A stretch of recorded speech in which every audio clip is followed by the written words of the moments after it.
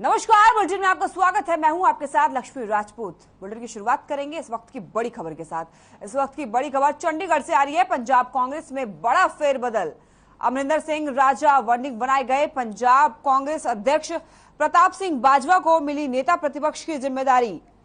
विधानसभा में विपक्ष के नेता के तौर पर निभाएंगे भूमिका। राजकुमार चब्बेवाल को बनाया गया नेता उप प्रतिपक्ष। बड़ी खबर चंडीगढ़ से। पंजाब कांग्रेस में बड़ा फेरबदल। अमरिंदर सिंह राजा वर्निंग बनाए गए। पंजाब कांग्रेस अध्यक्ष प्रताप सिंह बाजवा को मिली नेता प्रतिपक्ष की जिम्मेदारी। विधानसभा में विपक्ष के नेता के तौर पर निभाएंगे भूमिका। इस वक्त की बड़ी खबर चंडीगढ़ से आपको बता रहे हैं, पंजाब कांग्रेस में बड़ा फेरबदल हुआ है। अमरिंदर सिंह राजा वर्निंग बनाए गए। पंजाब कांग्रेस अध्यक्ष प्रताप सिंह बाजवा को मिली नेता प्रतिपक्ष की जिम्मेदारी। विधानसभा में विपक्ष के नेता के तौर पर निभाएंगे भूमिका। राजकुमार चब्बेवाल को बनाया गया नेता उप प्रतिपक्ष। भारत भूषण आशु को भी मिली बड़ी जिम्मेदारी।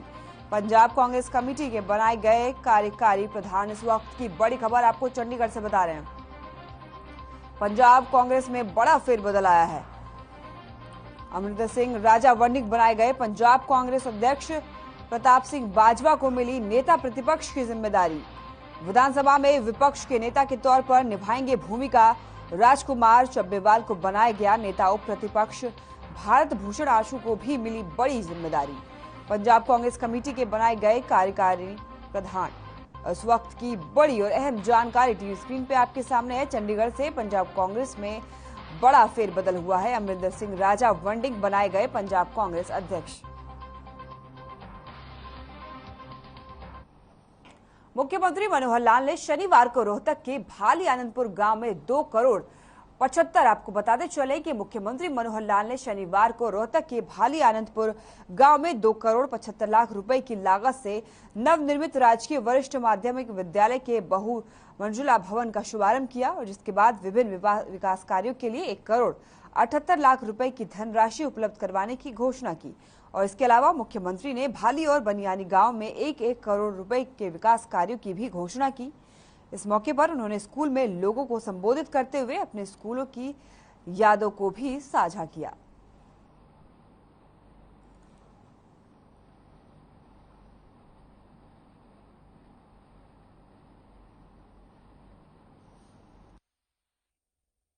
भाई बहनों, वो जो समय बनियानी गांव से हम पैदल आते थे, किले गिन रखे थे मैंने।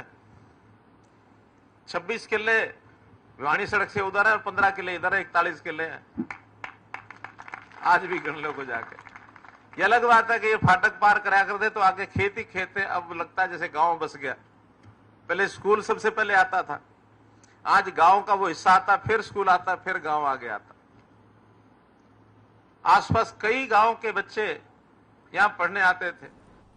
हरियाणा के मुख्यमंत्री मनोहर लाल ने भारतीय प्रबंधन संस्थान रोहतक के 11वें आपको बताते चलें कि 11वें वार्षिक दीक्षांत समारोह को संबोधित किया। उन्होंने युवाओं का आह्वान किया कि वो मैनेजमेंट के क्षेत्र में लिए अपने हुनर का उपयोग उद्योग जगत के साथ साथ समाज और देश हित में भी करें। युवाओं को राष्ट्रीय और अंतर्राष्ट्रीय स्तर पर अवसर मिले तो इससे और भी विशेष ध्यान देना चाहिए। वहीं इस मौके पर सीएम मनोहर लाल ने भारतीय प्रबंधन संस्थान के 300 से अधिक युवाओं को डिग्रियां वितरित की और भारतीय प्रबंधन संस्थान के गुरुग्राम विस्तार परिसर का शिलान्यास भी किया। मुख्यमंत्री मनोहर लाल ने भारतीय प्रबंधन संस्थान आप लोग सब लोग अपने इस विशेष कार्यक्रम के बाद अपने क्षेत्र में जाएंगे। मेरा तो यही आपको संदेश है कि आप जो है हर दृष्टि से कल के प्रबंधक हैं और अपनी जो व्यावसायिक परिस्थितियां जैसे भी हैं वो आपने स्वयं की वो भी तैयार करनी है और जिस संस्थान में आपने काम करना है उसकी भी प्रबंधन की स्थिति परिस्थितियां ये आपने आप संभालनी है। आपका ये जो हुनर है, ये जो आपको शिक्षकों ने यहाँ दिया है, इसका उपयोग समाज हित के लिए, देश के हित के लिए करें।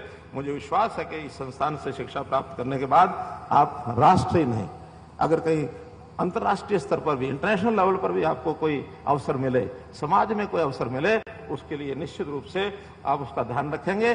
साथ में जिस संस्थान से आपने शिक्षा प्राप्त की है, इस संस्थान के साथ भी जुड़े रहना है। अभी जो विद्यार्थी पढ़ रहे हैं वो तो इसको एक संस्थान मानते हैं पढ़ाई का, लेकिन जो यहां से पढ़ के चले जाएंगे, अभी 11वां बैच आपका है। अगर 11 बैच के सब लोगों को हम हिसाब लगाएं तो लगभग 2000 ऐसी संख्या होगी। ये 2000 के 2000 एक परिवार के रूप में साल में एक बार यहां आते रहे। रोहतक में महर्षि दयानंद यूनिवर्सिटी में एल्यूमिनी मीट का आयोजन किया गया, जिसमें मुख्यमंत्री मनोहर लाल ने शिरकत की। वहीं आपको बताते चलें कि इस मौके पर बोलते हुए सीएम ने कहा है कि सभी एल्यूमिनी को अपने पूर्व विद्या संस्थान में गुरु दक्षिणा के तौर पर कुछ न कुछ जरूर देना चाहिए, क्योंकि कोई भी संस्था अपने एल्यूमिनी के दम पर ही बेहतर ढंग से प्रगति कर सकती है। सीएम ने अपने कॉलेज के दिनों की यादों को भी साझा करते हुए बताया कि वो रोहतक के पंडित नेकीराम शर्मा कॉलेज के विद्यार्थी रहे हैं और उनको हर वो जगह याद है जहां वो अपने सहपाठियों के साथ बैठकर पढ़ते थे, खेलते थे। वहीं इस मौके पर उन्होंने कहा है कि सरकार ने शिक्षा के क्षेत्र में काफी काम किया है और साथ ही उन्होंने कहा है कि सबका साथ सबका विकास के मूल मंत्र के साथ हमें आगे बढ़ना चाहिए।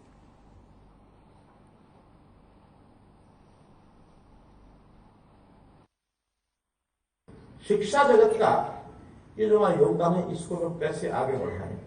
नए नए प्रकार शिक्षा के आगे हैं, तो इस शिक्षा में अगर इसी प्रकार से आगे बढ़ते रहे, अब हमारी यूनिवर्सिटीज भी बहुत हो गई हैं, कॉलेजेस भी बहुत हो गए हैं। हर 20 किलोमीटर के बाद उन्होंने कहा एक कॉलेज जरूर होना चाहिए। हमारी छात्राओं को, बहनों को, बेटियों को बहुत दूर ट्रेवल करके ना जाना पड़े, ज्यादा से ज्यादा 10-12 किलोमीटर के बाद उनको कॉलेज मिल जाए। तो ये सब आगे बढ़ रहा है। इंजीनियरिंग के पाठ्यक्रम आगे बढ़ रहे हैं। मेडिकल कॉलेजेस, ये हमने हर जिले में एक खोलने का अपना जो संकल्प है, 22 मेडिकल कॉलेजेस हो जाएंगे। अब 4 हमने इस बार भी घोषित किए हैं। तो बजट बढ़ता चला जा रहा है। हमने समाज के वर्गों को, यानी हर परिवार को उसकी पहचान की है। जैसे इस परिवार की मैं बात कर रहा हूं, ऐसे अभी तक नागरिकों का आधार कार्ड होता था और समाज की व्यवस्था है परिवार। परिवार में माता पिता भी है, बच्चे भी हैं, बच्चों के नीचे आगे शादियां होंगी तो उनके परिवार भी हैं। तो एक परिवार की कल्पना है, उस परिवार की समृद्धि कैसे हो। हर वर्ग श्रेणी का परिवार है, लो इनकम ग्रुप का भी है, मध्यम इनकम ग्रुप का भी है, हाई इनकम ग्रुप का भी है। तो हमने जो लो इनकम ग्रुप के हैं, एक उसका एक पैरामीटर रखा है, 1,80,000 रुपया वार्षिक जिसकी आय है या इससे कम है, वो लो इनकम ग्रुप में है। इसकी हर प्रकार की सहायता करना ये सरकार का काम है, ये जनता का काम है, ये सब संस्थानों का काम है कि उस 1,80,000 से परिवार के नीचे को जो सहायता करके मुख्य धारा में कैसे लाए, वरना वो मजबूरी में अपने परिवार का पालन पोषण नहीं कर सकता अपना। अशोक तंवर के आप में शामिल होने के बाद सियासत गर्मा गई है। सिरसा से सांसद आपको बता दें कि सुनीता दुग्गल ने अशोक तंवर पर तंज कसा है और साथ ही उन्होंने कहा है कि अशोक तंवर एक महत्वाकांक्षी इंसान है। उन्होंने काफी ज्यादा तंज कसते हुए कहा है कि अशोक तंवर एक महत्वाकांक्षी इंसान है, इसलिए वो बार बार पार्टियां बदल रहे हैं। उन्होंने कहा है कि कांग्रेस ने अशोक तंवर को बहुत कुछ दिया है, लेकिन सत्ता सुख के लिए उन्होंने अपनी पार्टी बना ली और फिर तृणमूल कांग्रेस में चले गए। कुछ ही महीनों में अशोक तंवर का तृणमूल कांग्रेस से मोह भंग हो गया और अब आप पार्टी ज्वाइन कर ली है। अशोक तंवर के आप में शामिल होने के बाद सियासत गर्मा गई है। सिरसा से सांसद सुनीता दुग्गल ने अशोक तंवर पर तंज कसा है।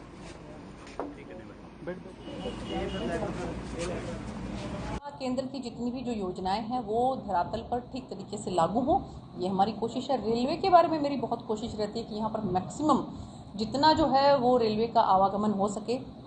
उसी संदर्भ में यहाँ पर हमने कोशिश की थी कि यहाँ पर जो है वो वाटर का जो है यहाँ पर वो बने, लेकिन ऐसा कुछ नहीं है। देखिए, जो भी जो इस तरह के राजनीतिक महत्वाकांक्षी लोग हैं, आपने देखा होगा कि पहले उनके पास जो है कितना अच्छा पद कांग्रेस पार्टी में था कि पूरे प्रदेश अध्यक्ष ही थे वो, लेकिन वो छोड़ के वो तृणमूल कांग्रेस में गए। वो छोड़ के पहले उन्होंने शायद अपनी पार्टी बनाई थी। कैथल में कांग्रेस कार्यकर्ताओं ने कांग्रेस के राष्ट्रीय महासचिव रणदीप सुरजेवाला के नेतृत्व में रोष मार्च निकाला है। आपको बताते चलें कि कांग्रेस कार्यकर्ताओं ने महंगाई को लेकर जगह जगह उन्होंने मोर्चा निकाल दिया है और साथ ही आपको बता दें कि ये रोष मार्च कैथल के जवाहर पार्क से शुरू होकर कैथल के पिहोवा चौक तक निकाला गया।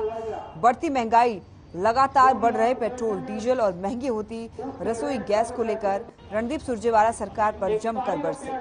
सुरजेवाला ने कहा कि हर रोज पेट्रोल डीजल के दाम बढ़ रहे हैं। गैस का सिलेंडर 1000 रुपए को छू रहा है और अब तो नींबू पानी भी पीना मुश्किल हो गया है। नींबू के रेट भी आसमान की ऊंचाई छू रहे हैं।